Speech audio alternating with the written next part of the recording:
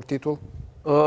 Jo, nuk është Trepça favorit numër 1 për titull. Pse? Trepça për momentin e ka vetëm një përparësi ndaj tjerëve që e ka Beqir Agiqin, e ka të Musiqin edhe e ka të pakontestueshmin Drilan Ajrizin, i cili sa herë që ekipa mbetet minus 10, ai kujdeset me një 3 pikësh, ai kujdeset me një rebound mbrojtje.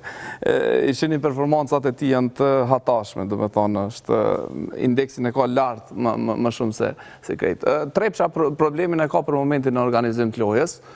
Këtë lojtarin që ka marrë për kup, i cili për kup ka pas performancë të jashtëzakonshme për mu, ka qenë këtë si pasojë e presionin që ka pas Maliki. Edhe kë si shooting guard, jo si playmaker kryesor, e ka pas shumë atlet me performu, se si barës kryesor i lojës. Vitin e kalun, Darnell Ledge o konë i pakontestueshëm. Si vjetë nuk e ka Trepça organizatorin. Gjithmonë, Adisi kur ka fitu titoj, ka pas playmaker shumë të mirë në ekip.